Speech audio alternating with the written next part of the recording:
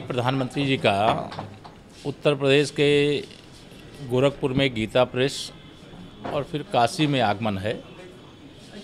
मैं हार्दिक स्वागत करता हूं। और गोरखपुर में गीता प्रेस जो अनेक प्रकार के धार्मिक ग्रंथों को प्रकाशित करने वाला एक ऐसा प्रेस है जिसकी सेवा की शब्दों में प्रशंसा करना चाहूँ तो शब्द ही नहीं है। माननीय प्रधानमंत्री जी की अगुवाई में गीता प्रेस को गांधी शांति पुरस्कार भी दिया गया है और आज उनका 100 वर्ष पूरे होने पर वहां जाने का कार्यक्रम भी है। दूसरा, फिर काशी आएंगे। जो गरीब कल्याण के लिए समर्पित योजनाएं हैं डबल इंजन सरकार की, वह गरीबों तक कैसे पहुंच रही हैं, कैसे पहुंचाई जा रही हैं, वह कार्यक्रम आज यहाँ है। उस कार्यक्रम के लिए ही आए हैं हम लोग और दोनों कार्यक्रम ऐतिहासिक हैं। तीसरा संगठनात्मक कार्यक्रम है टिफिन बैठक।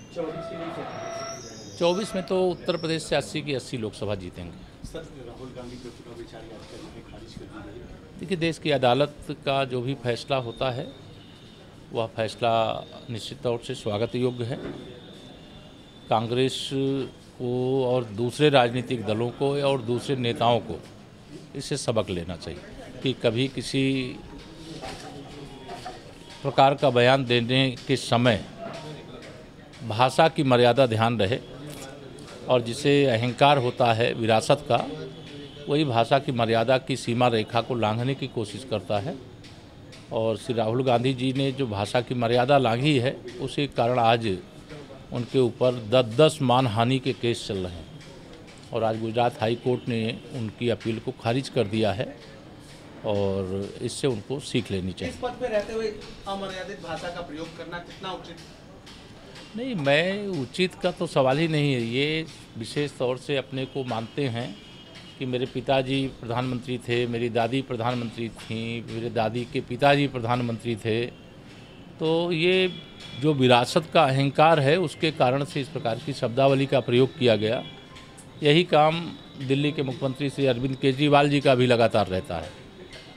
यही और भी कई देश और प्रदेश के नेताओं का रहता है। इसलिए राजनीति में रहना है, लोकतंत्र है, भाषण देना है, लेकिन भाषण के समय भाषा की मर्यादा ध्यान रखनी चाहिए। तो कोर्ट ने जो फैसला लिया वो बहुत अच्छा था। कोर्ट का जो फैसला है वो तो देश के सामने। धन्यवाद। प्रधानमंत्री जी का उत्तर प्रदेश के गोरखपुर में गीता प्रेस और फिर काशी में आगमन है। मैं हार्दिक स्वागत करता हूं। और गोरखपुर में गीता प्रेस जो अनेक प्रकार के धार्मिक ग्रंथों को प्रकाशित करने वाला एक ऐसा प्रेस है जिसकी सेवा की शब्दों में प्रशंसा करना चाहूँ तो शब्द ही नहीं है। माननीय प्रधानमंत्री जी की अगुवाई में गीता प्रेस को गांधी शांति पुरस्कार भी दिया गया है और आज उनका 100 वर्ष पूरे होने पर वहाँ जाने का कार्यक्रम भी है।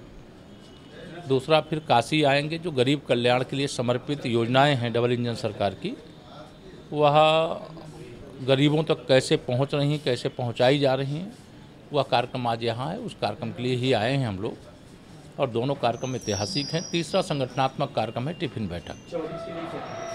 24 में तो उत्तर प्रदेश से 80 की 80 लोकसभा जीतेंगे। सर, राहुल गांधी के चुनाव विचार याचिका में खारिज कर दी गई। देखिए, देश की अदालत का जो भी फैसला होता है वह फैसला निश्चित तौर से स्वागत योग्य है।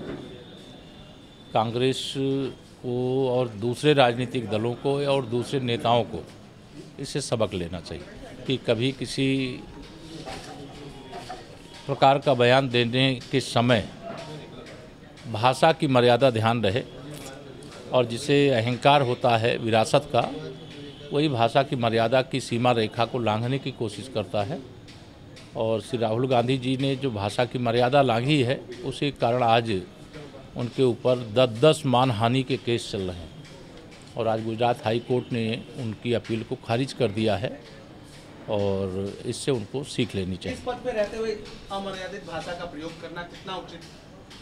नहीं, मैं उचित का तो सवाल ही नहीं है। ये विशेष तौर से अपने को मानते हैं कि मेरे पिताजी प्रधानमंत्री थे, मेरी दादी प्रधानमंत्री थीं, मेरे दादी के पिताजी प्रधानमंत्री थे। तो ये जो विरासत का अहंकार है उसके कारण से इस प्रकार की शब्दावली का प्रयोग किया गया। यही काम दिल्ली के मुख्यमंत्री श्री अरविंद केजरीवाल जी का भी लगातार रहता है। यही और भी कई देश और प्रदेश के नेताओं का रहता है। इसलिए राजनीति में रहना है, लोकतंत्र है, भाषण देना है, लेकिन भाषण के समय भाषा की मर्यादा ध्यान रखनी तो चाहिए। कोर्ट ने जो फैसला लिया है वो बहुत अच्छा है। कोर्ट का जो फैसला है वो तो देश के सामने है। धन्यवाद।